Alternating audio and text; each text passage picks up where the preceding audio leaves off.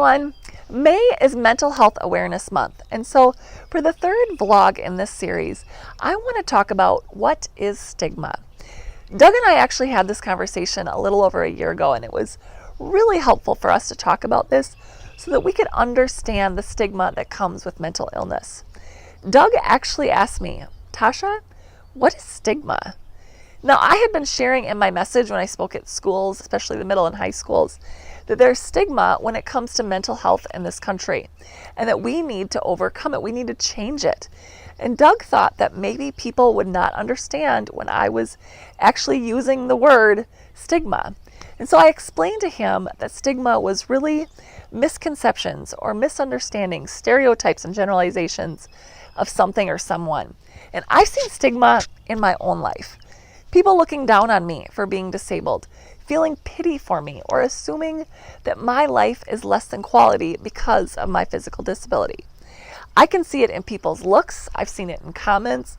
I've seen it in people staring at me. And I have seen, though, the truth of it is that none of those things are true.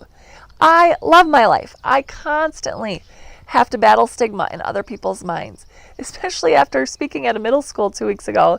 A girl came up to me afterwards and she said, I feel so sorry for you. Her words almost felt like a knife going through my chest.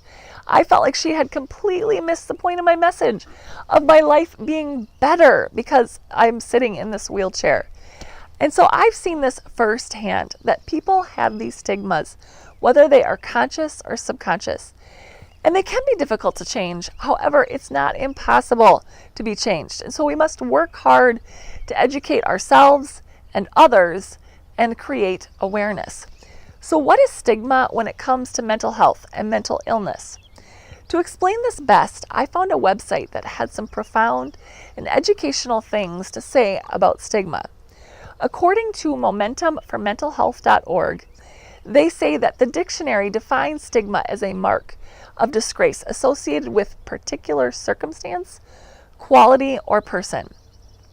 They also go on to say that when a person experiences a mental illness, it can be difficult for others to understand what that individual may be going through or how they can help.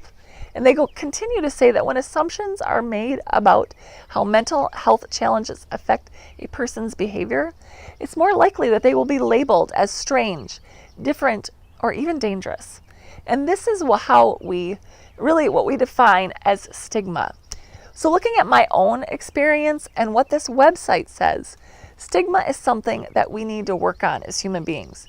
Most of us have stigmas, whether it be about a certain circumstance or people, but it doesn't give us an excuse to continue believing them. I always appreciate when people try to learn more about my story so that they can see truly how happy I am and that having a physical disability is not a death sentence. I think we need to do the same when it comes to mental illness. And I've tried to do this over the last couple of years, as I definitely could see where I had some misconceptions and misunderstandings when I looked into the realm of mental illness. And I began making some of these changes by getting training for both mental and youth mental health first aid. I wanted to be a part of the solution. I also worked in depth with my friend Rachel, who is a mental health counselor, and she helped me to change my verbiage and the way that I said things to be more sensitive and to be more cognizant of what I was saying.